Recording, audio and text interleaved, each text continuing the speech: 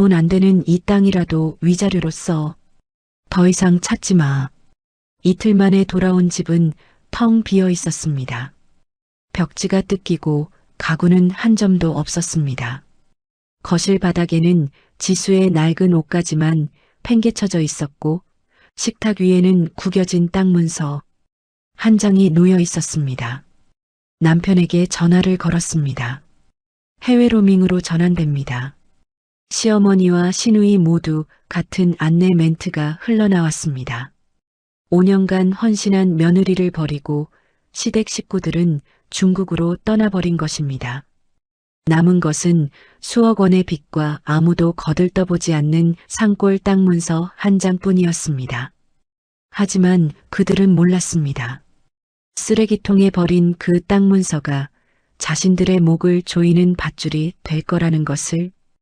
오늘의 사연 지금 시작합니다. 오늘도 함께 해주셔서 감사합니다. 구독과 좋아요를 눌러주시면 여러분에게 행운이 가득 찾아올 거예요. 오늘 하루도 행복하고 기쁜 일만 가득하시길 바랍니다. 세상 모든 사연을 정성스레 녹여내서 전하는 꼬순이네입니다. 저희 영상은 실화 바탕의 재구성 또는 창작된 시나리오를 바탕으로 제작되었으며 시각적인 몰입감을 위해 AI 생성 이미지를 활용했습니다. 따뜻한 마음으로 시청해 주시면 감사하겠습니다. 지수는 서울 강남의 한 아파트 앞에서 택시를 내렸습니다. 이틀 만에 돌아오는 집이었습니다. 친정에서 보낸 하룻밤이 이틀로 늘어난 건 민석이 자꾸 더 있다 오라고 했기 때문이었습니다. 여보, 장모님 오랜만에 보는데 하루 더 자고 와. 내가 장인어른 맛있는 것도 사드리라고 용돈 보냈으니까 천천히 와. 응? 민석이 그런 말을 한 건 결혼 5년 만에 처음이었습니다. 그것도 번듯한 백화점 쇼핑백을 내밀면서였습니다. 지수는 쇼핑백 안에 들어있던 번쩍이는 명품 가방을 보고 눈이 휘둥그레졌습니다. 이게 뭐야? 세상에, 당신 갑자기 웬 선물이야? 아, 글쎄, 이번에 투자 유치 성공했다니까. 드디어 큰 건 하나 터졌어. 당신 그동안 나 만나서 고생 많았잖아. 이제 나도 남들처럼 내 마누라 기 좀 살려주려고 그러지. 그러니까 이번 기회에 친정 가서 효도 좀 진하게 하고 와. 알았지? 민석이 지수의 어깨를 토닥이며 넉살 좋게 웃었습니다. 지수는 그 웃음이 어딘가 어색하다는 걸 느끼지 못했습니다. 아니, 느끼고 싶지 않았는지도 모릅니다.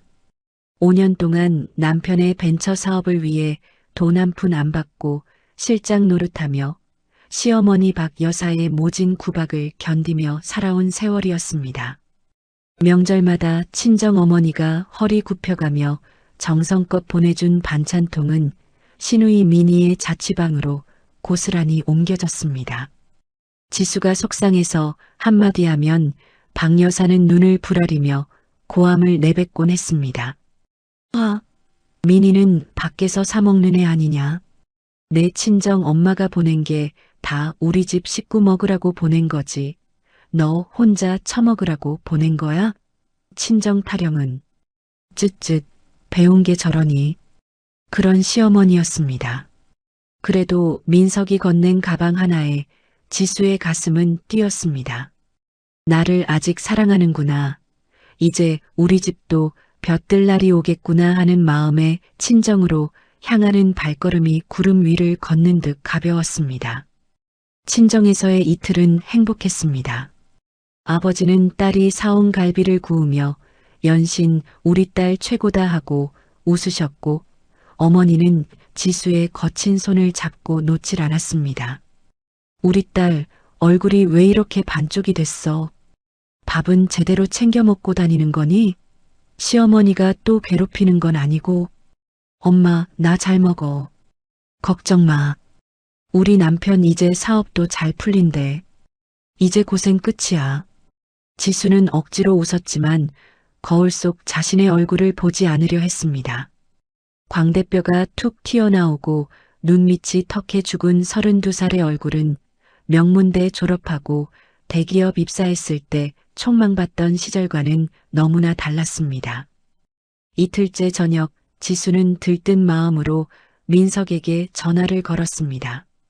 신호음만 길게 울리고 받지 않았습니다. 한 번, 두 번, 세 번. 지수는 네 번째 전화를 걸다가 멈추고 혼잣말을 했습니다. 정말 바쁜가 보네.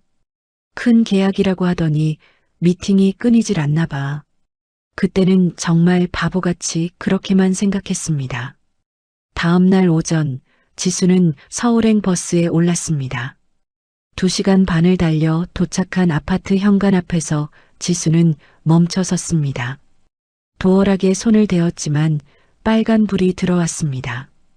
비밀번호가 틀렸다는 소리였습니다. 이상하다. 왜 이러지? 지수는 떨리는 손으로 다시 번호를 눌렀습니다.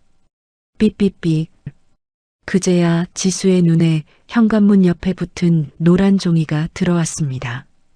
유치권 행사 중. 무단 출입 시 법적 조치. 지수의 손끝이 파들파들 떨리기 시작했습니다.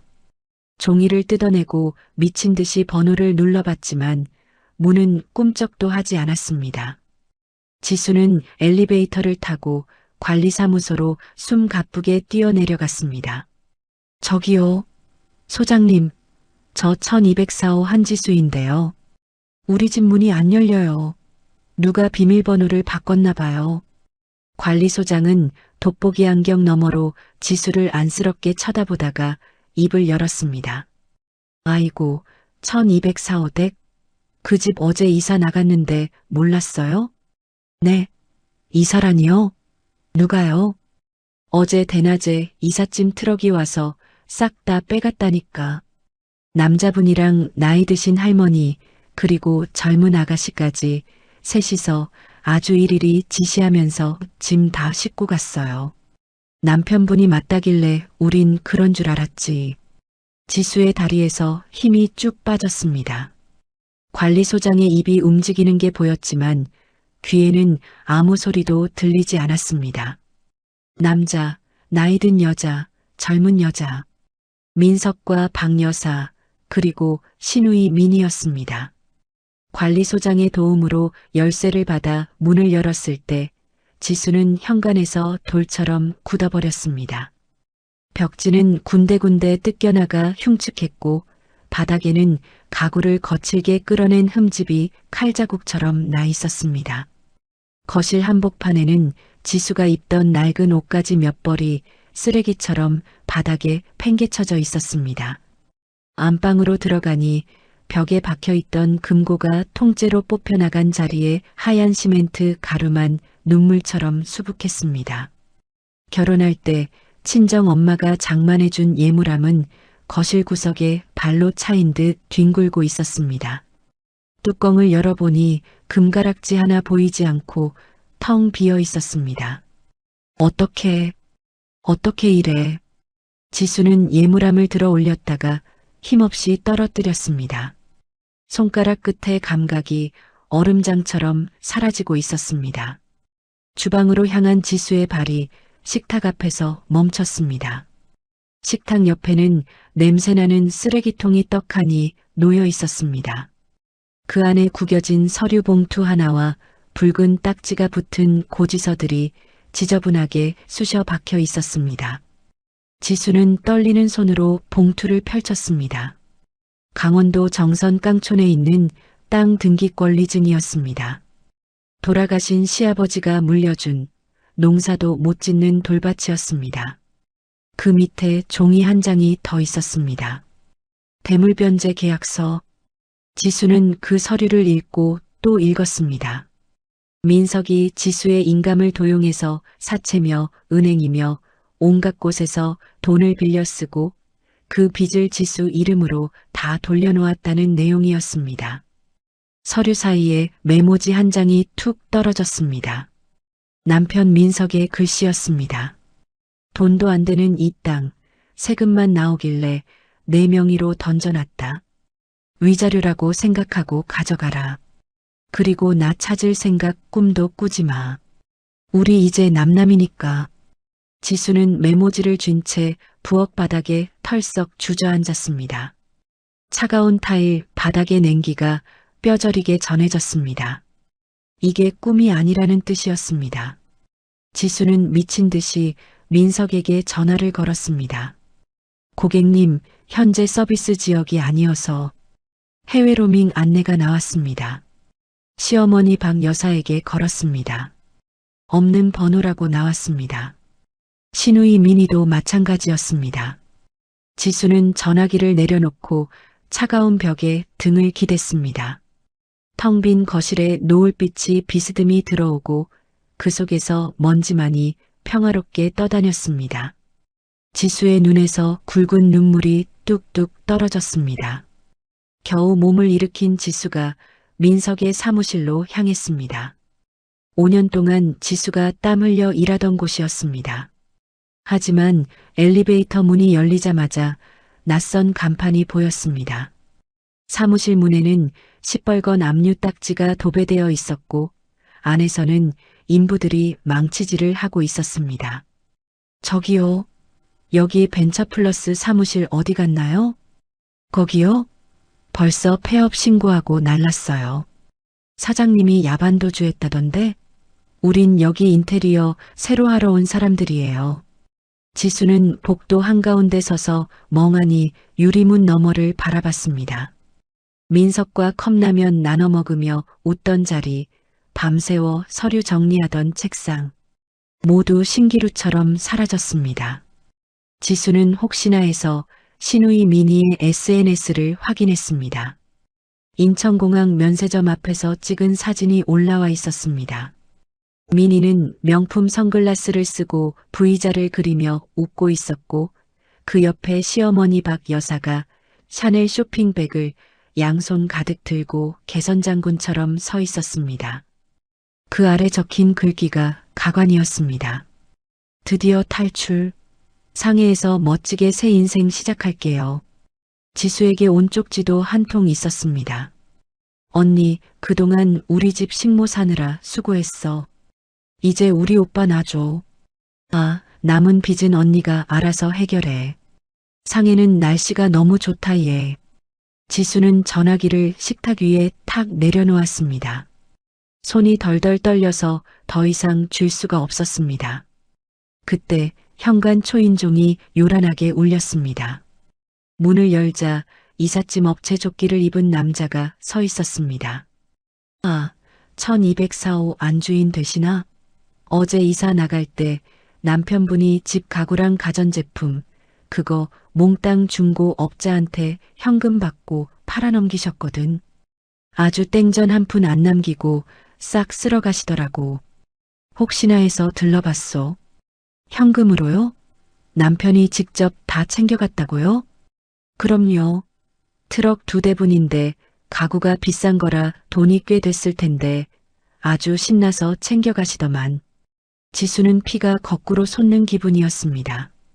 남자가 떠난 뒤 거실 바닥을 보니 찢어진 서류 조각 하나가 보였습니다. 6개월 전 날짜가 찍힌 중국 비자, 신청서와 상해, 아파트 계약서였습니다. 6개월 전? 그때 민석은 지수에게 조금만 참으면 우리 부자 된다며 새벽까지 일을 시켰습니다. 지수가 코피 쏟아가며 사업 보고서를 쓰는 동안 남편은 제 엄마와 여동생을 데리고 도망갈 궁리를 하고 있었던 것입니다. 다시 초인종이 울렸습니다. 이번에는 검은 잠바를 입은 험상궂은 남자 셋이 서 있었습니다. 한지수 씨, 당신 남편 강민석이 빌려간 돈이 이자 합쳐서 3억 4천이야. 남편은 튀었으니 마누라가 갚아야지. 지수는 겁에 질려 문을 닫으려 했지만 남자의 투박한 구두가 문틈에 꽉 끼었습니다. 어딜 도망가. 당신 이름으로 빌린 돈도 수두룩하더만. 연대보증 도장 찍었으면 책임을 져야지. 돈 없으면 몸으로라도 때울 거야. 지수는 뒷걸음질 치다 식탁에 부딪혔습니다. 남자들은 일주일 뒤에 다시 오겠다는 협박을 남기고 사라졌습니다. 지수는 발자국이 찍힌 땅 문서를 가슴에 꼭 안았습니다. 텅 빈 아파트에서 나온 지수는 근처 찜질방으로 향했습니다. 구석진 자리에 앉아 무릎을 끌어안고 밤을 지새웠습니다. 가진 거라곤 현금 7만 원과 이 구겨진 종이 한 장뿐이었습니다. 사흘째 되던 날 찜질방 입구에 그 사채업자들이 나타났습니다. 지수는 신발도 제대로 못 신고 비상구 계단을 맨발로 뛰어내려갔습니다. 차가운 시멘트 바닥이 발바닥을 찔렀지만 아픈 줄도 몰랐습니다. 새벽 4시 서울역은 얼음장처럼 차가웠습니다. 지수는 터미널 전광판을 올려다봤습니다. 정선행 첫 차 6시 30분. 지수는 주머니에서 꼬질꼬질해진 땅 문서를 꺼냈습니다. 남편이 쓰레기통에 처박은 땅, 돈 안 된다고 내던진 그 돌밭. 이제 지수에게 남은 세상의 전부였습니다. 매표소 문이 열리자 지수는 마지막 돈을 털어 정선행 표 한 장을 샀습니다. 표를 쥔 지수의 손가락이 하얗게 질렸습니다. 두고 봐. 나 절대로 안 죽어. 당신들이 버린 이 땅에서 반드시 일어나서 당신들 피눈물 흘리게 해줄 테니까. 지수의 눈에서 뜨거운 눈물이 쏟아졌지만 지수는 입술을 깨물며 버스에 올랐습니다. 6시 30분 정선행 버스가 차가운 공기를 가르며 출발했습니다. 지수는 창밖으로 멀어지는 서울의 불빛을 향해 차가운 복수를 맹세했습니다. 정선 버스 터미널에 도착했을 때는 해가 뉘엿뉘엿 지고 있는 늦은 오후였습니다. 터미널이라고 부르기엔 참으로 초라한 건물 앞에 먼지투성이 버스 한 대가 덩그러니 서 있었고 매표소 옆 벤치에는 낡은 보따리를 든 할머니 한 분이 꾸벅꾸벅 졸고 계셨습니다. 지수는 쓰레기통에서 건져온 꼬질꼬질한 땅 문서를 꺼내 매표소 직원에게 보여주었습니다. 저기요, 아저씨. 여기 주소로 가려면 어떻게 가야 하나요? 직원이 돋보기 안경을 고쳤으며 주소를 한참 들여다보더니 고개를 절레절레 흔들었습니다. 아이고, 여기는 버스 안 다녀요. 택시를 타야 하는데 이 꼭대기까지 올라가자고 하면 택시 기사들이 손사래를 칠걸요? 길도 험하고 사람도 안 사는 데라. 지수는 지갑을 열어보았습니다. 서울에서 내려오는 버스표를 끊고 남은 돈은 10,000원짜리 한 장과 짤랑거리는 동전 몇 개가 전부였습니다. 택시는 꿈도 꿀 수 없었습니다. 터미널 앞에서 1시간 넘게 발만 동동 구르던 지수 앞에 낡은 트럭 한 대가 덜컹거리며 멈춰 섰습니다. 짐칸에 배추가 산더미처럼 실린 트럭 운전석에서 인심 좋아 보이는 남자가 고개를 쑥 내밀었습니다. 이봐요, 아가씨. 여기서 한참 서 있던데 어디 가려고? 혹시 이 주소 근처 지나가시나요? 제가 거기 좀 가야 해서요. 남자가 땅 문서를 힐끗 보더니 눈썹을 획 치켜 올렸습니다. 거기, 아이고, 거기는 산꼭대기 오지 중에 오지야. 거길 뭐하러 가려고 그래? 제 땅이에요. 거기 가서 살아야 해요. 제발 좀 태워주세요. 남자는 기가 막힌 듯 지수를 한참 쳐다보더니 털털거리는 조수석 문을 열어주었습니다. 참나 세상에. 타요, 타. 마침 그 근처에 배추 내려줄 때가 있으니까. 트럭은 포장도로를 벗어나자마자 구불구불한 산길을 뱀처럼 타고 올라갔습니다. 아스팔트가 끊기고 울퉁불퉁한 흙길이 시작되자 트럭이 덜컥 비명을 지르며 요동쳤습니다. 지수는 차창 손잡이를 꽉 붙잡은 채 창밖을 바라봤습니다. 산은 깊고 나무는 빽빽해서 금방 호랑이라도 튀어나올 것 같았습니다. 아가씨, 이 위에는 집이 몇 채 없어요. 사람 그림자 보기도 힘든데 젊은 아가씨가 혼자 가면 위험해. 다시 생각하지 그래요? 지수는 입을 꾹 다물었습니다. 위험하다고 돌아갈 곳이 있는 것도 아니었습니다. 트럭이 멈춘 곳은 길이 너무 좁아져서 차가 더 이상 갈 수 없는 막다른 지점이었습니다. 자, 여기서부터는 걸어 올라가야 해. 한 20분만 쭉 올라가면 집이 보일 거요. 지수는 트럭에서 내려 허리를 숙여 인사했습니다. 감사합니다. 아저씨, 정말 감사합니다. 거참, 무슨 사정인지 모르겠는데 아가씨, 거기는 사람 살 곳이 못 돼. 무서우면 당장 내려와요. 트럭 소리가 멀어지자 산 전체가 쥐 죽은 듯 고요해졌습니다. 지수는 서울에서 신고 온 구두를 신고 터벅터벅 산길을 올랐습니다.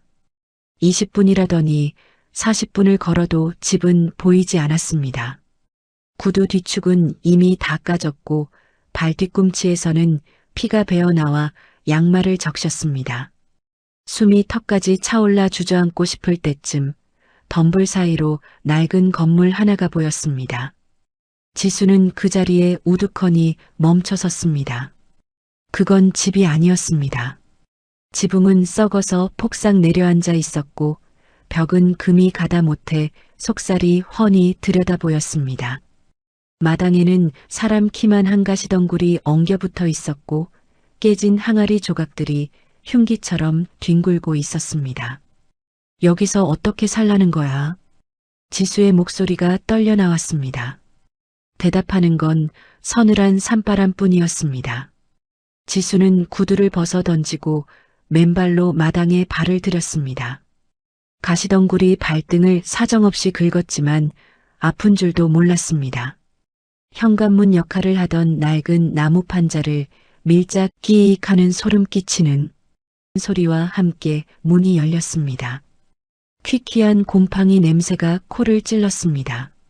지수는 먼지 쌓인 방구석에 주저앉았습니다. 흙바닥의 차가운 기운이 뼈 마디마디를 파고들었습니다. 얼마나 울었을까. 밖이 어둑어둑해지자 지수는 정신을 차리고 몸을 일으켰습니다.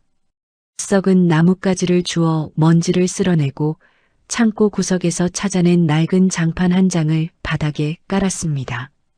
전기도 수도도 없는 적막한 산속에서 지수는 짐승처럼 몸을 웅크리고 누웠습니다. 다음 날 아침 지수는 해가 뜨자마자 녹슨 괭이를 들고 마당으로 나갔습니다. 텅! 괭이를 내리치자 불꽃이 튀며 괭이가 튕겨나갔습니다. 흙보다 돌이 더 많았습니다. 1시간을 파헤쳐도 밭은커녕 손바닥에 물집만 가득 잡혔습니다. 어머, 저기 좀 봐. 진짜 사람이 왔네. 담장 너머로 마을 아주머니 두 분이 수군거리며 지수를 훔쳐보고 있었습니다. 아이고 세상에. 저 귀신 붙은 집에서 살겠다고 저러는 거야? 저 집 주인이 10년도 넘게 버려둔 집인데 제정신이 아니구먼. 쉿, 저기 봐. 눈 마주쳤어. 얼른 가자고 재수 없게 시리. 그들은 지수가 인사를 하기도 전에 고개를 돌려 도망치듯 사라졌습니다. 오후에는 배가 불룩 나온 마을 이장이 팔짱을 낀 채 찾아왔습니다. 당신이 이 집 주인이요? 젊은 여자가 이런 데를 왜 와? 제 이름으로 된 땅 문서가 있습니다. 여기서 살 겁니다. 지수가 서류를 보여주자 이장은 콧방귀를 뀌었습니다. 허이구, 땅 문서? 아가씨, 여기 조만간 나라 땅으로 편입될 거야. 군청에서 계획 다 짜놨으니까 괜히 힘 빼지 말고 조용히 짐 싸서 내려가죠. 이 동네 법은 이 동네 사람들이 정하는 거니까. 이장이 으름장을 놓고 가자 지수는 배고픔을 견디다 못해 마을 아래 구멍가게로 내려갔습니다. 쌀 한 봉지와 라면 몇 개를 들고 계산대에 섰습니다. 아주머니, 제가 지금 돈이 좀 모자라서요. 다음 주에 꼭 갚을 테니 외상 좀 해주시면 안 될까요? 가게 주인은 지수를 벌레 보듯 훑어보더니 물건을 확 뺏어갔습니다. 외상? 여보쇼, 우리 가게 외상 안 해. 그리고 이장님이 그러는데 저 위엔 사람 살 때 아니라며? 돈 없으면 굶어야지. 얼른 나가요. 지수는 빈손으로 산길을 다시 올라왔습니다. 배가 고파 눈물이 났습니다. 개울가에서 얼음장 같은 물을 떠마시며 허기를 달랬습니다. 이름 모를 풀떼기를 뜯어 씹으며 지수는 이를 악물었습니다. 손바닥 물집이 터져 진물이 흐르고 밤마다 산짐승 울음소리에 식칼을 쥐고 밤을 지새웠습니다. 3억 4천만 원이라는 남편이 남긴 빚 고지서가 눈앞에 아른거렸습니다. 강민석, 박여사, 당신들 내 손으로 반드시 처단할 거야. 나흘째 되던 날 마지막 돈으로 산 배추 씨앗을 심었지만 싹조차 트지 않았습니다. 척박한 땅이 씨앗을 거부한 것이었습니다. 절망에 빠진 지수는 우물이라도 파보겠다며 곡괭이질을 시작했습니다. 한 삽, 두 삽 깊게 파내려가던 그때 곡괭이 끝에 닿는 감촉이 달랐습니다. 지수는 손으로 흙을 파냈습니다. 보랏빛이 감도는 신비로운 흙이었습니다. 이게 뭐지? 흙이 왜 이래? 무언가 예사롭지 않음을 직감한 지수는 배고픔도 있고 더 깊은 산속으로 먹을 것을 찾아 들어갔습니다. 그러다 험준한 절벽 끝에 매달린 붉은 잎의 신기한 식물을 발견했습니다. 지수는 홀린 듯 손을 뻗었지만 그 순간 발밑이 무너져 내렸습니다. 아! 지수의 몸이 비탈길 아래로 사정없이 굴러떨어졌습니다. 다리가 돌부리에 부딪히며 뼈가 으스러지는 듯한 통증이 밀려왔고 지수의 의식은 빗속에서 흐릿해졌습니다. 그때였습니다. 누군가의 억센 손이 지수의 몸을 일으켰습니다. 눈을 떴을 때는 진한 약초 냄새가 진동하는 오두막이었습니다. 다리에는 초록색 약초 고약이 두툼하게 발라져 있었습니다. 깨어났구만. 백발이 성성한 노인이 화덕 앞에 앉아 솥을 저으며 지수를 돌아봤습니다. 지수가 절벽에서 캐려던 그 붉은 식물을 손에 든 채였습니다. 아가씨, 이 식물이 뭔 줄 알고 손을 대? 이건 독이 될 수도 있고 보약이 될 수도 있는 거야. 무식하면 목숨 잃기 딱 좋구먼. 노인의 날카로운 눈빛이 지수의 눈에 박혔습니다. 그것이 바로 지수의 운명을 바꿀 오노인과의 첫 만남이었습니다. 지수는 오노인의 오두막에서 사흘을 꼬박 보냈습니다. 노인은 하루에 2번씩 지수의 다리에 갓 지은 약초 고약을 발라주었고 화덕이 솥에서 펄펄 끓인 진한 약물을 대접 가득 내주었습니다. 자, 이거 마셔. 써도 참고 마셔야 뼈가 붓고 기운이 나는 법이야. 입술에 닿는 맛은 쓰다 못해 혀가 마비될 정도였지만 신기하게도 마실 때마다 몸속에 따뜻한 기운이 돌며 천근만근이던 몸에 힘이 들어갔습니다. 지수가 겨우 문지방에 걸터 앉을 수 있게 된 날 지수는 마당에서 약초를 다듬는 노인의 뒷모습을 보며 조심스레 입을 뗐습니다. 어르신, 성함이라도 좀 알려주세요. 오정환이야. 오씨라고 불러. 오 어르신, 저 같은 게 뭐라고 이렇게까지 구해주셨어요? 노인이 약초 줄기를 툭 꺾으며 퉁명스럽게 쏘아붙였습니다. 아이고, 이 사람아. 내 산에서 사람 죽어나가면 나만 귀찮아져. 경찰 오고 동네 시끄러워지는 거 딱 질색이라 그랬으니 고마워할 거 없어. 말은 차갑게 해도 지수를 살피는 눈길엔 정이 묻어 있었습니다. 지수는 노인의 눈치를 살피며 품 안에서 그 붉은 식물을 꺼냈습니다. 어르신, 제가 캐려던 이 식물이 도대체 뭔가요? 제 땅에서 자라는 건데 이름은 알아야 할 것 같아서요. 노인이 손을 멈추고 지수를 빤히 쳐다봤습니다. 그러더니 오두막 안에서 누렇게 때 묻은 종이 뭉치를 들고 나왔습니다. 30년 전 노인이 직접 쓴 연구 노트였습니다. 나는 원래 서울에서 대학생들 가르치던 교수였어. 30년 전에 이 산에 왔다가 기가 막힌 걸 발견했지. 이 땅속 깊은 곳에 게르마늄이라는 보물 같은 흙이 층을 이루고 있더라고. 그 흙을 먹고 자란 약초는 일반 산삼보다 약효가 수십 배나 강해. 나는 그걸 천린삼이라고 불렀지. 지수는 그 신비로운 이름에 입을 다물지 못했습니다. 그런데 노인의 표정이 이내 어두워졌습니다. 그런데 왜 연구를 그만두셨어요? 내 시아버지 때문이지. 강씨 영감 그 욕심쟁이가 내가 연구 좀 하겠다니까 땅값을 터무니없이 부르더라고. 내 전 재산을 털어도 모자랄 만큼 결국 연구비 다 날리고 대학에서도 쫓겨나서 이 모양 이 꼴로 사는 거야. 지수는 가슴이 철렁 내려앉았습니다. 자신의 시아버지가 한 사람의 인생을 통째로 망가뜨렸다는 사실에 고개를 들 수 없었습니다. 어르신, 정말 죄송합니다. 저희 시아버지가 그런 줄도 모르고. 됐어. 네가 무슨 죄냐. 그 영감이 나쁜 놈이지. 노인이 손을 휘휘 저었습니다. 그때 지수의 머릿속에 번뜩이는 것이 있었습니다. 어르신, 제가 우물을 파다가 보랏빛 나는 흙을 봤거든요. 그게 혹시 뭐 보랏빛 흙? 아이고 이 사람아. 그게 바로 그 게르마늄 토층이야. 아직 그 땅 밑에 있었구만. 지수는 그 자리에 털썩 무릎을 꿇었습니다. 흙바닥에 이마를 대고 간절하게 빌었습니다. 어르신, 저 좀 가르쳐 주세요. 천린삼을 어떻게 키우는지, 어떻게 약을 만드는지. 저 이제 이 땅 말고는 아무것도 없습니다.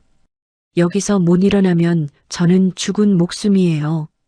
노인은 한참을 내려다보더니 쯧쯧 혀를 차며 삽과 괭이를 챙겨 들었습니다. 일어나. 무릎 꿇는다고 다 될 일이면 세상 천지가 다 부자게. 따라와 봐. 노인은 지수의 폐가 마당, 보랏빛 흙이 나온 그 자리를 삽으로 푹 찔렀습니다. 여기야. 천린삼은 일반 흙이랑 보랏빛 흙이 만나는 경계에서 자라거든. 살살 파봐. 지수는 다리를 절뚝이면서도 필사적으로 흙을 걷어냈습니다. 한참을 파 내려가던 지수의 손가락 끝에 단단한 무언가가 걸렸습니다. 어르신, 여기 뭐가 있어요? 둘이서 조심조심 흙을 털어내자 세상에 어른 팔뚝만 한 굵고 튼실한 뿌리가 모습을 드러냈습니다. 짙은 자줏빛이 감도는 것이 예사 물건이 아니었습니다. 노인의 눈이 휘둥그레졌습니다. 이건 20년도 더 된 놈이야. 강씨 영감이 옛날에 심어놓고 까먹은 게 분명해. 이놈이 20년 넘게 땅속 보물을 다 빨아먹고 자랐구만. 그날 하루만 무려 12뿌리의 천린삼을 캐냈습니다. 노인은 감격에 겨워 떨리는 목소리로 말했습니다. 이거 한 뿌리만 해도 강남 아파트 전세금은 나올 거다. 근데 그냥 먹으면 안 돼. 9번 찌고 9번 말려야 진짜 약이 되는 거야. 그 비법 내가 가르쳐 주마. 지수는 그날부터 밤낮 없이 화덕 앞에 앉아 불을 지폈습니다. 오노인의 호된 꾸짖음을 들어가며 정성을 쏟았습니다. 하지만 좋은 일엔 꼭 막아 끼는 법이었습니다. 마을 이장이 웬 번드르르한 양복쟁이를 데리고 나타난 것입니다. 어이 아가씨, 이분은 서울서 내려온 장 사장이야. 이 땅 우리가 비싸게 쳐줄 테니까 당장 도장 찍어. 싫습니다. 제 땅 절대 안 팝니다. 돌아가세요. 지수가 단칼에 거절하자 장 사장이라는 자의 눈빛이 독사처럼 변했습니다. 참. 좋은 말로 할 때 듣지? 이 산골에서 아가씨 혼자 뭔 일을 당할 줄 알고 그래. 그날 새벽 지수는 밭에서 수상한 소리를 듣고 횃불을 든 채 뛰쳐나갔습니다. 검은 옷을 입은 놈들이 제초제통을 들고 산밭에 독을 뿌리려던 참이었습니다. 이 나쁜 놈들아, 거기 안 서. 지수의 섯을 퍼런 고함의 놈들은 도망쳤지만 파출소 경찰조차 이장편을 들며 지수를 몰아세웠습니다. 세상 천지에 내 편 하나 없다는 생각에 눈물이 핑 돌았지만 지수는 이를 악물고 천린삼 농축액을 유리병에 정성껏 담았습니다. 어르신, 저 서울 다녀올게요. 이 약의 진가를 알아줄 사람을 꼭 찾아올게요. 지수는 품 안에 농축액 3병을 꼭 안고 서울로 향했습니다. 하지만 무허가 제품이라며 백화점마다 문전박대를 당하기 일쑤였습니다.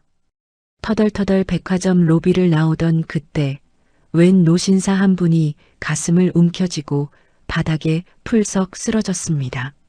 사람들이 어쩔 줄 몰라 소리만 지를 때 지수는 본능적으로 달려가 품속의 농축액 뚜껑을 열었습니다. 진한 약물을 노신사의 입에 흘려 넣었습니다. 1분이나 지났을까 죽은 사람처럼 허옇던 노신사의 얼굴에 화색이 돌더니 스르르 눈을 떴습니다. 아이고 회장님, 정신이 드십니까? 뒤늦게 달려온 비서가 소리를 쳤습니다. 노신사는 지수를 뚫어지게 바라보더니 떨리는 손으로 명함 한 장을 건넸습니다. 명함에는 커다란 글씨로 이렇게 적혀 있었습니다. 해밀그룹 회장 윤태선. 지수의 심장이 쿵쾅거리고 손끝이 가늘게 떨렸습니다. 대한민국에서 모르는 사람이 없는 그 재벌 회장이 지수 앞에 앉아 있었던 것입니다. 해밀그룹 윤태선 회장은 일주일 뒤 지수에게 연락을 해왔습니다. 비서를 통해 전달된 메시지는 짧고도 강렬했습니다. 회장님께서 그날 드신 제품의 성분 분석을 직접 의뢰하셨습니다.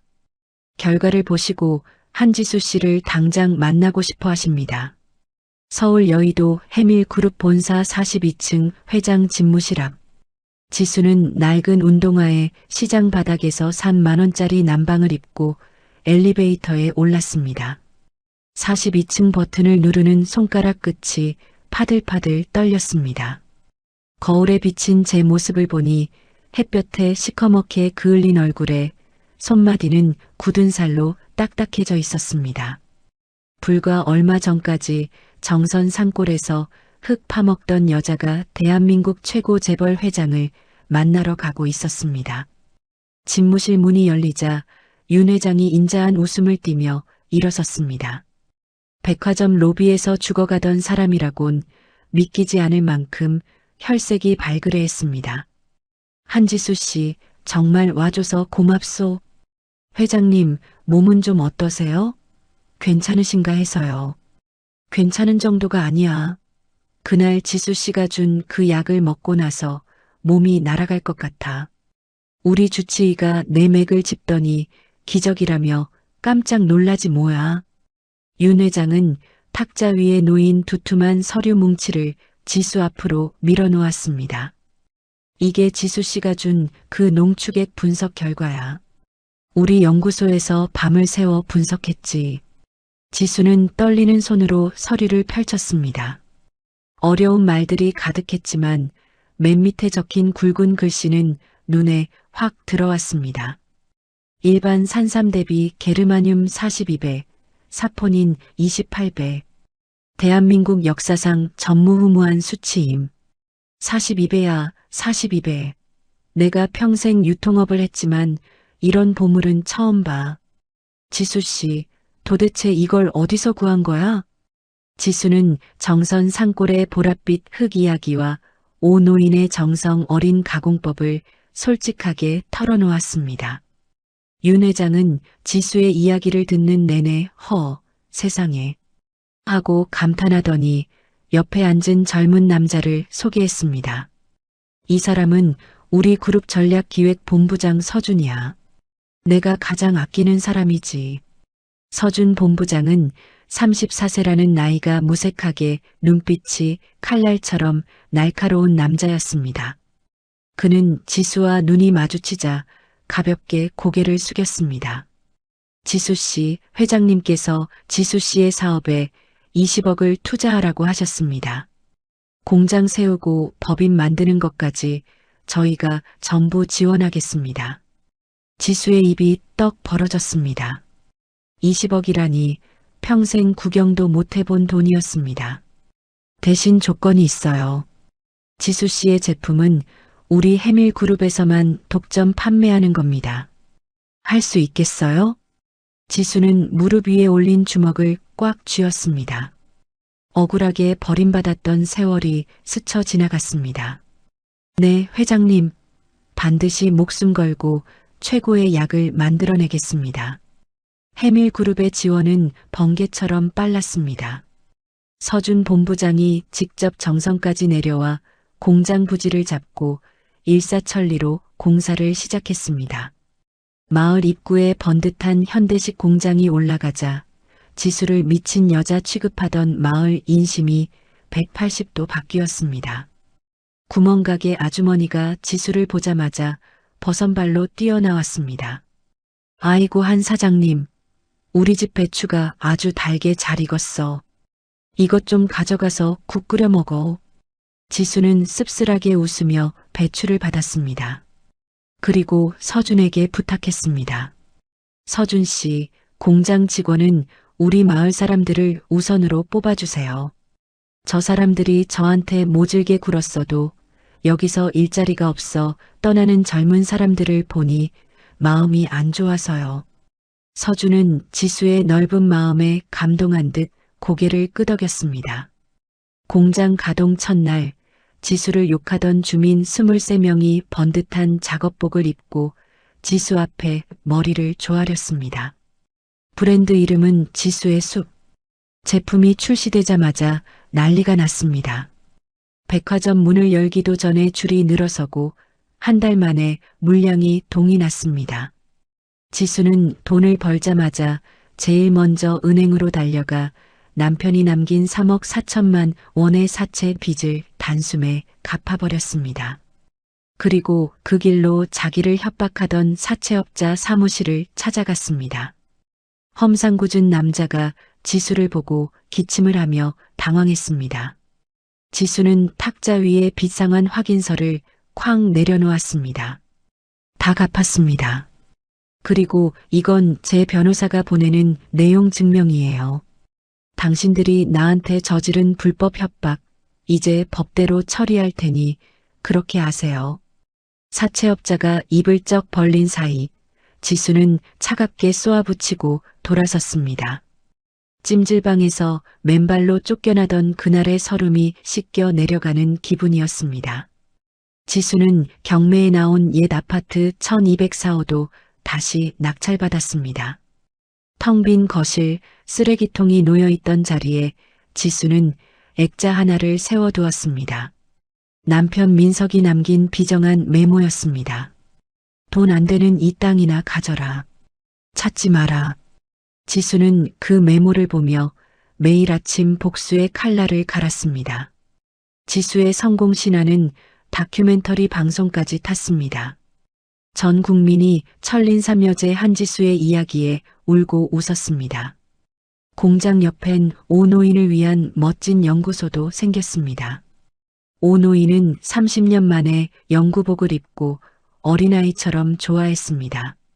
지수야, 정말 고맙다. 내 한을 네가 다 풀어주는구나.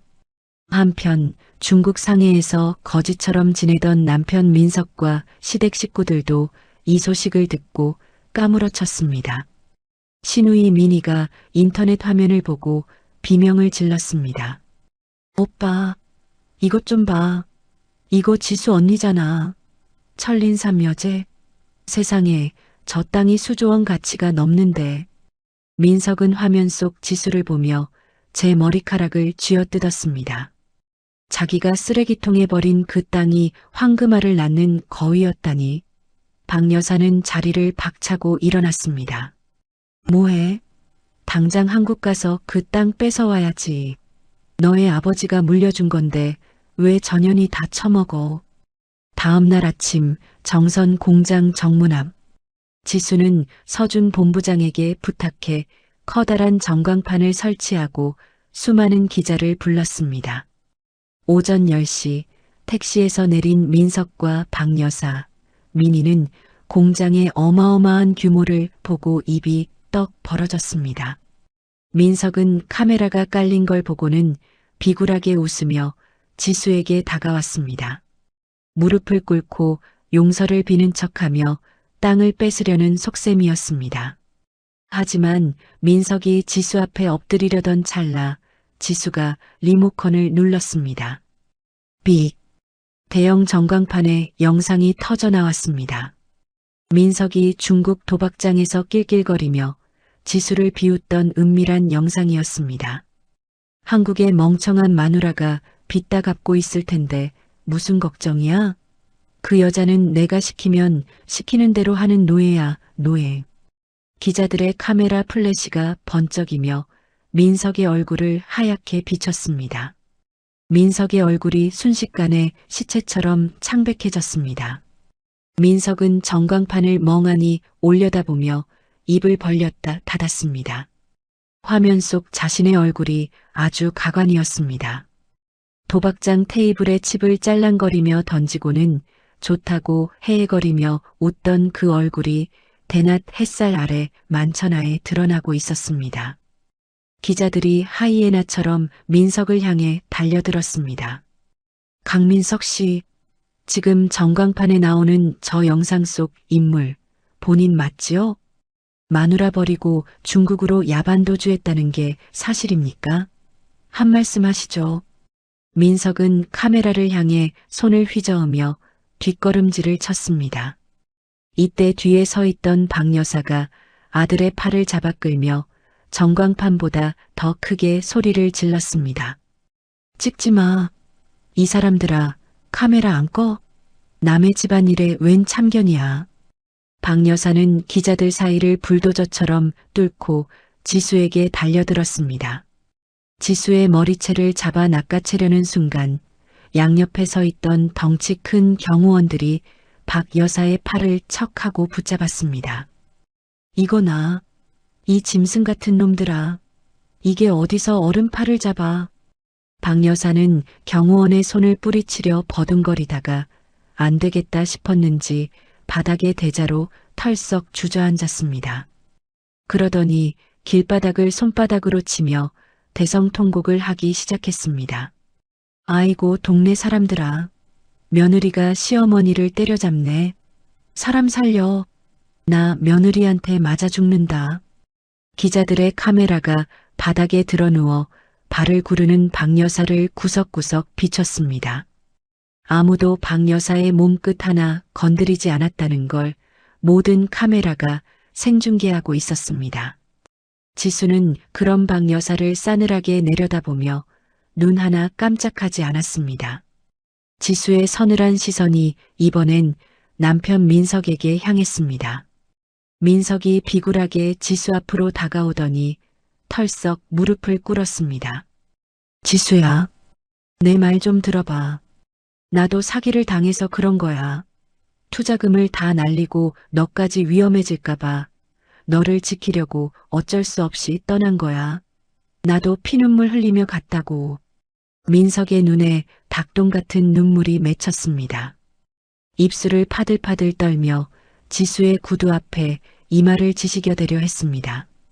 지수는 더러운 것을 피하듯 한 발짝 뒤로 물러섰습니다. 나를 지키려고 떠났다고? 지수의 목소리는 얼음장처럼 차가웠습니다. 명품 가방 사주며 친정 보내놓고 그 사이에 집 안가구를 몽땅 팔아 현금 챙기고 내 이름으로 사채까지 끌어쓰고는 쓰레기통에 메모 한 장 남기고 도망친 게 그게 나를 지키려고 한 짓이야? 민석의 눈물이 딱 멈췄습니다. 지수의 눈빛이 너무나 매서워서 더 이상 가짜 눈물이 나오지 않았습니다. 지수가 고개를 까딱하자 경호원이 서류 봉투 하나를 민석의 얼굴 앞에 툭 던졌습니다. 이혼 소장이야. 그리고 이건 네가 중국 도박장에서 쓴 차용증이랑 불법 환치기 내역서들 전부 경찰에 넘길 거니까 그렇게 알아. 민석이 소장을 집어들더니 손을 부들부들 떨었습니다. 그러더니 갑자기 서류를 갈갈이 찢으며 벌떡 일어났습니다. 이혼? 절대 못해. 이 땅은 우리 아버지가 물려준 거야. 내 땅이니까 당장 내놔. 소유권 반환 소송할 거야. 지수는 품 안에서 또 다른 종이 한 장을 꺼냈습니다. 이게 뭔 줄 알아? 네가 도망치던 날 쓰레기통에 처박아둔 대물변제 계약서야. 내 손으로 이 땅을 지수 명의로 돌려놓는다고 친필로 적었잖아. 법적으로 이 땅은 이제 완전히 내 거야. 민석의 얼굴이 썩은 흙빛으로 변했습니다. 자기가 무시하며 버렸던 종이 한 장이 제 목을 조르는 올가미가 되어 돌아온 것입니다. 그때 신우이 미니가 기자들 사이를 뚫고 공장 안으로 미친 듯이 뛰어들어갔습니다. 로비에 전시된 비싼 천린삼 제품들을 팔로 싹 쓸어 바닥에 깨뜨리고 사무실 문을 발로 차며 행패를 부렸습니다. 이거 다 우리 거야. 우리 집 땅에서 나온 건데 왜 네가 팔아먹어? 지수는 미니의 난동을 멀찌감치 서서 휴대전화로 다 찍고 있었습니다. 경호원들이 미니를 붙잡자 지수가 서준에게 차갑게 말했습니다. 서준 씨, 재물손괴로 고소장 넣으세요. 여기 증거 영상 다 있습니다. 미니가 경호원에게 끌려가며 악을 썼습니다. 언니, 사람이 어떻게 이래? 우리가 가족인데. 지수는 미니를 빤히 바라보며 쏘아붙였습니다. 너 공항에서 나한테 쪽지 보낸 거 기억 안 나? 식모 사느라 수고했다. 빚은 알아서 해라. 상해, 날씨 좋다고 했지? 네가 상해에서 웃고 있을 때 나는 찜질방 바닥에서 사채업자들 피해 다니며 피눈물을 흘렸어. 미니의 입이 조개처럼 꽉 닫혔습니다. 결국 출동한 경찰들이 미니를 연행해 갔습니다. 박 여사는 땅바닥을 치며 곡소리를 냈고 민석은 찢어진 종이 조각 사이에서 넋이 나간 듯 서 있었습니다. 일주일 뒤 지수는 정식 기자회견을 열었습니다. 수많은 카메라 앞에서 지수는 5년 전 결혼할 때 가져온 예물 목록과 남편이 도망친 날의 텅 빈 아파트 사진을 하나하나 보여주었습니다. 여러분, 남편이 도망가고 남겨진 것은 산더미 같은 빚 고지서와 쓰레기통 속의 이 땅 문서뿐이었습니다. 저는 이 빚 3억 4천만 원을 제 손으로 다 갚았습니다. 기자들 사이에서 아이고 저런 하고 탄식이 터져 나왔습니다. 지수는 마이크를 꽉 잡고 선언했습니다. 제가 지킨 것은 땅이 아닙니다. 짓밟힌 제 인간으로서의 자존심을 지킨 것입니다. 이 영상은 순식간에 온 나라에 퍼졌고 지수의 회사는 상장 준비를 하며 하늘 높은 줄 모르고 기업 가치가 올라갔습니다. 지수는 다시 숲이라는 재단을 만들어 형편이 어려운 사람들을 돕기 시작했습니다. 드디어 이혼 소송 첫 재판 날, 지수는 검은 정장을 반듯하게 입고 법정으로 향했습니다. 피고석에 앉은 민석은 어디서 빌려 입었는지 헐렁한 양복을 입고 고개를 푹 숙이고 있었습니다. 판사님, 저는 5년 동안 시댁의 종처럼 살았습니다. 남편은 저를 속여 친정에 보낸 뒤 모든 것을 훔쳐 달아났습니다. 지수의 담담한 진술에 법정 안은 찬물을 끼얹은 듯 조용해졌습니다. 지수가 제출한 녹취 파일에서 민석이 지수를 비웃던 목소리가 흘러나오자 판사의 얼굴도 험악하게 굳었습니다. 피고 할 말 있습니까? 판사의 호통에 민석은 대답도 못하고 제 손등만 바라보며 바들바들 떨었습니다. 재판이 끝나고 법원 계단을 내려오는 지수 앞에 서준이 따뜻한 커피 한 잔을 들고 서 있었습니다. 지수는 커피를 한 모금 마시며 서준을 바라봤습니다. 서준 씨, 이제 진짜 시작이에요. 서준이 빙그레 웃으며 고개를 끄덕였습니다. 지수의 검은 어깨 위로 하얀 첫눈이 소복이 내려앉았습니다. 지수는 그 눈송이를 털어내지 않았습니다. 이제야 비로소 지수의 가슴 속에 맺혔던 한이 하얀 눈처럼 녹아내리고 있었기 때문입니다. 재판에서 망신을 당한 민석은 그날 밤 서울 구석진 모텔방에서 파들파들 떨리는 손으로 전화기를 붙잡았습니다. 화면에는 중국에서 알게 된 야바위꾼 브로커 황 씨의 번호가 떠 있었습니다. 황형, 나야 민석이. 제발 나 좀 살려줘. 부탁할 게 있어. 강 사장, 내 사전에 공짜는 없는 거 알잖아. 돈 가져왔어? 돈은 나중에 줄게. 지수 그년 특허권 좀 뺏어오게 서류 좀 꾸며줘. 내가 옛날에 사업할 때 쓰던 수첩이 있거든. 거기 날짜만 좀 고쳐서 내가 옛날부터 천린삼 연구한 것처럼 가짜로 하나 만들어 달라고. 전화기 너머로 황 씨가 쯧쯧 혀를 찼습니다. 야, 그거 걸리면 위조죄로 콩밥 먹어. 나까지 엮일 일 있어? 안 걸려. 내 글씨체 그대로 베껴서 만들면 누가 알겠어? 제발 수첩 하나만 새로 만들어줘. 내가 그년 땅이랑 공장 다 뺐으면 형님 목 확실히 챙겨줄게.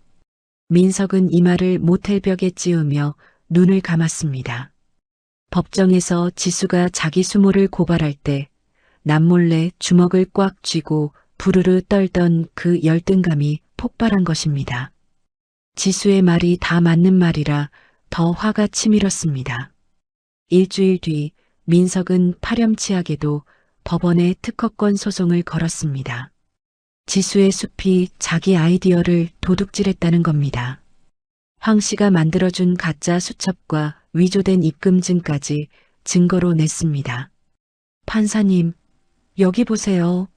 제가 10년 전부터 연구한 기록이 여기 다 있습니다. 저 여자가 제 뒤통수를 친 겁니다.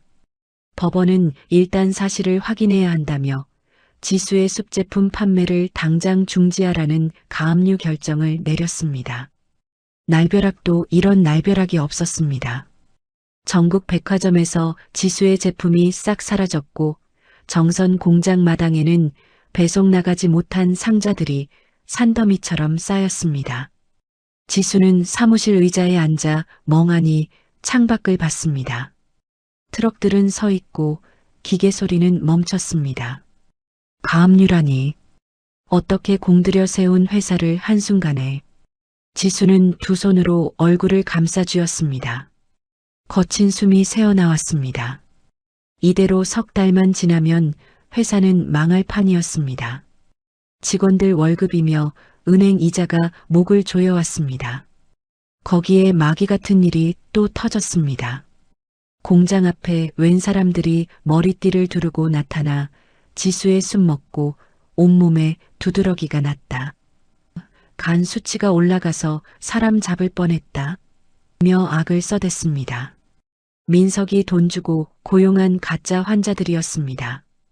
뉴스에는 천린삼 부작용 논란이라는 기사가 대문짝만하게 났고 인터넷에는 입에 담지 못할 욕설이 쏟아졌습니다. 지수는 화면을 보다 가슴이 꽉 막히는 통증에 화장실로 달려가 위에까지 토해냈습니다. 지수 씨, 정신 차려요. 서준이 달려와 화장실 바닥에 쓰러진 지수를 부축했습니다.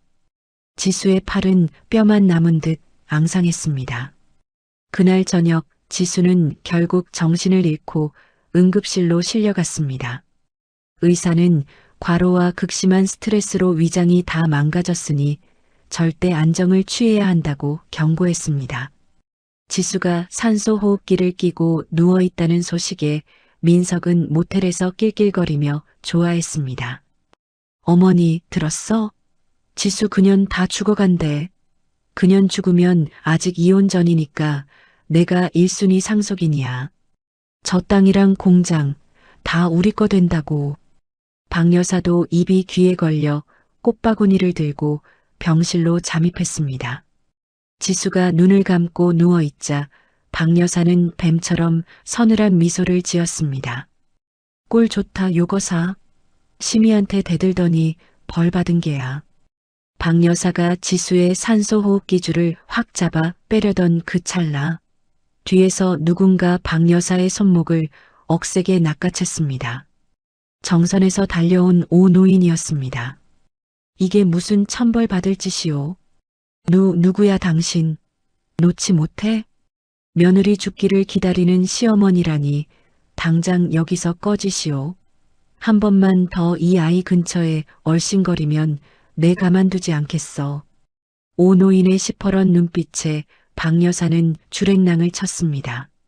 노인은 지수의 손을 잡고 눈물을 닦아주며 직접 지어온 약초 가루를 입에 넣어주었습니다. 병상에 누운 지수는 이대로 죽을 수 없었습니다. 지수는 산소 마스크를 벗고 서준에게 말했습니다. 서준 씨, 카메라 가져오세요. 나 라이브 방송할 거예요. 이 몸으로 안 됩니다. 위험해요. 아니요, 지금 안 하면 저 사람들이 내 회사를 다 뜯어먹을 거예요. 나 멀쩡히 살아있다는 거 보여줘야 해요. 지수는 핏기 없는 얼굴로 카메라 앞에 앉았습니다. 순식간에 10만 명이 넘는 사람들이 접속했습니다. 여러분, 저 한지수입니다. 지금 저들 주장은 다 거짓입니다. 그리고 한 가지 분명히 말씀드립니다.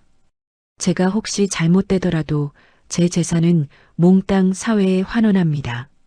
제 전남편에겐 단돈 1원도 안 갑니다. 여기 유원장 공증 서류 보세요. 이 방송 한 방에 민석에게 돈을 빌려줬던 사채업자들이 난리가 났습니다. 지수가 죽어도 돈을 못 받는다는 걸 알게 된 겁니다. 사채업자들은 모텔로 들이닥쳐 민석의 멱살을 잡고 바닥에 패대기 쳤습니다. 하지만 시련은 끝이 없었습니다. 서준마저 회사 파트너십 문제로 해임될 위기에 처했고 마을 이장은 동네 망신이니 땅 넘기고 떠나라며 주민 서명지까지 들고 와지수를 괴롭혔습니다. 지수는 밤새 산소 마스크 안에서 소리 없이 울었습니다. 하지만 곁에서 손을 꼭 잡아주는 오노인의 온기에 다시 이를 악물었습니다. 새벽녘 지수는 서준에게 전화를 걸었습니다. 서준 씨, 민석이 낸 수첩, 그거 가짜예요. 민석은 절대 그런 연구할 위인이 못 돼요. 분명히 위조해준 놈이 있을 거예요. 그놈을 찾으세요. 그게 우리가 살 길이에요. 지수는 창밖으로 밝아오는 새벽빛을 보며 주먹을 꽉 쥐었습니다. 독이 든 잔을 마셨지만 지수는 그 독을 거름 삼아 다시 일어날 준비를 하고 있었습니다. 서준은 2주 동안 잠 한숨 제대로 못 자고 민석의 뒤를 캤습니다. 중국에서 만난 야바위꾼부터 서울 뒷골목 사채업자까지 샅샅이 뒤진 끝에 드디어 가짜 수첩을 만든 범인을 찾아냈습니다. 을지로 뒷골목에서 가짜 도장이나 파주는 황재호라는 자였습니다. 서준이 을지로 지하 작업실 철문을 박차고 들어가자 쥐새끼처럼 숨어있던 황재호가 소스라치게 놀라 자빠졌습니다. 누구쇼? 여긴 왜 들어온 거야? 서준은 명함을 툭 던지며 차갑게 말했습니다. 강민석이한테 돈 받고 수첩 위조했지? 여기 입금 내역이랑 메시지 다 있어. 경찰서 가서 콩밥 먹을래? 아니면 여기서 사실대로 말할래? 황재호는 사시나무 떨듯 떨며 자백했습니다. 아이고 살려주쇼. 강민석 그 인간이 돈 줄 테니까 3년 전 날짜로 맞춰서 하나 만들어 달라고 사정을 하길래 그랬소. 근데 내가 실수로 작년에 나온 신상 잉크를 썼지 뭡니까? 그 잉크는 나온 지 1년밖에 안 된 거라 3년 전에는 세상에 있지도 않았던 건데. 서준의 눈이 번뜩였습니다. 꼬리가 밟힌 것입니다. 서준은 황재호를 안전한 곳에 딱 가둬두고 재판 날만 기다렸습니다. 드디어 운명의 재판 당일. 지수는 오노인이 정성껏 다려준 약 덕분에 혈색이 좋아졌지만 아직은 거동이 불편해 휠체어를 타고 나타났습니다. 법원 앞에는 지수를 응원하는 시민들이 한지수 힘내라 하며 피켓을 들고 응원을 보냈습니다. 백발의 오노인이 지수의 휠체어를 든든하게 밀며 법정으로 들어섰습니다. 지수야, 겁내지 마라. 이 할애비가 뒤에 있다. 피고석에 앉은 민석은 어디서 얻어 입었는지 구질구질한 점퍼 차림으로 고개를 푹 숙이고 있었습니다. 판사가 재판 시작을 알리자 지수 측 변호인이 기다렸다는 듯 서류를 내밀었습니다. 판사님, 강민석이 제출한 수첩은 가짜입니다. 국과수 감정 결과 여기 쓰인 잉크는 작년에 출시된 신제품입니다.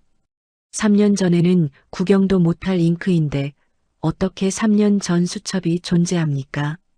법정안이 웅성웅성 소란스러워졌습니다. 민석의 얼굴이 흑빛이 됐습니다. 변호인은 멈추지 않고 민석이 중국에서 보낸 이메일까지 공개했습니다. 여기 보세요. 강민석이 중국으로 도망가자마자 보낸 메일입니다. 땅이나 갖고 살아라. 그 땅은 쓸모없는 땅이니 다시는 연락 말아라고 본인 입으로 소유권을 포기했습니다. 판사가 엄한 눈으로 민석을 쏘아붙였습니다. 피고, 이 메일 보낸 거 맞나? 아, 그때는 제가 제정신이 아니어서. 민석이 혀 짧은 소리를 내며 얼버무릴 때 결정타가 터졌습니다. 지수의 공장 앞에서 가짜 부작용 연기를 했던 남자가 증인석에 앉아 양심 선언을 한 것입니다. 전부 거짓말이었습니다. 강민석 씨한테 돈 받고 환자인 척 연기한 겁니다. 저는 그 천린삼약을 먹어본 적도 없습니다. 법정안은 찬물을 끼얹은 듯 조용해졌습니다. 판사는 노기가 등등한 목소리로 판결을 내렸습니다. 강민석의 주장은 전부 사기로 판단된다. 지수의 숲 가압류를 즉시 취소한다. 또한 강민석은 원고를 버리고 도망친 뒤 재산까지 뺏으려 한 죄질이 나쁨으로 재산 분할은 100대 0. 위자료 3억 원을 지수 씨에게 지급하라. 민석은 자리를 박차고 일어나 비명을 질렀습니다. 100대 0이라니. 판사님, 이게 말이 됩니까? 저 여자가 내 재산 다 뺏어갔다고요. 민석이 난동을 부리자 판사는 법정 모독죄로 당장 구금해 하고 불호령을 내렸습니다. 법정 경위들이 민석의 양팔을 잡고 질질 끌고 나갔습니다. 구경하던 시어머니 박 여사와 시누이 민희도 내 아들 살려내 하고 악을 쓰다 공무집행 방해로 같이 끌려나갔습니다. 아주 셋이 세트로 천벌을 받는 꼴이었습니다. 법원을 나선 지수 앞엔 검찰 수사관들이 대기 중이었습니다. 지수는 미리 준비한 고발장을 건넸습니다. 민석의 명예 도용과 횡령을 낱낱이 밝힐 증거들이었습니다. 또한 뇌물을 받고 지수의 땅을 팔아넘기려던 마을 이장과 부동산업자 장 씨도 그날로 수갑을 찼습니다. 누명이 벗겨지자 지수의 숲은 이전보다 5배나 더 대박이 났습니다.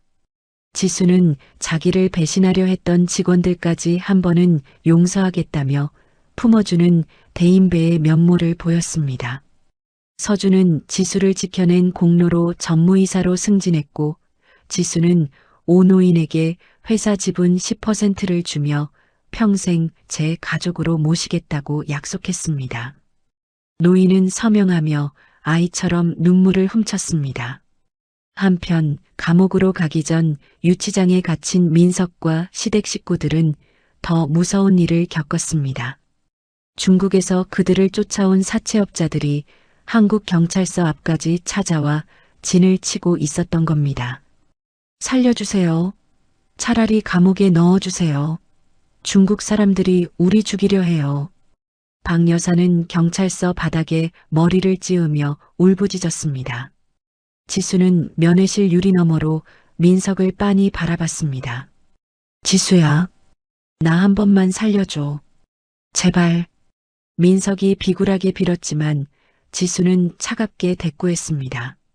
네가 쓰레기통에 버린 그 땅이 나를 살렸고 너를 이 구렁텅이에 쳐넣은 거야. 다시는 내 이름 부르지 마. 지수는 돌아보지 않고 경찰서를 나왔습니다.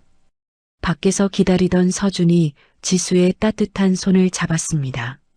지수는 주머니에서 황금색 산 모양 메달을 꺼내 목에 걸었습니다. 지수 씨, 그게 뭡니까? 제 훈장이에요. 쓰레기통에서 보석을 건져 올린 저한테 주는 상이죠. 가을 햇살 아래 지수는 난생 처음으로 가슴이 뻥 뚫리는 시원한 웃음을 터뜨렸습니다. 꽃피고 새울던 정선 산골에 어느덧 다시 1년의 세월이 흘렀습니다. 남편 민석은 차디찬 교도소 담벼락 안에서 매일 아침 6시에 눈을 떴습니다. 명예 도용에, 횡령에, 위조에. 죄가 하도 많아 징역 7년이라는 엄벌을 받았습니다. 한때는 강남 바닥에서 와인잔이나 흔들며 떵떵거리던 그 손이 이제는 하루 종일 종이상자나 접느라 거칠어지고 피가 맺혔습니다.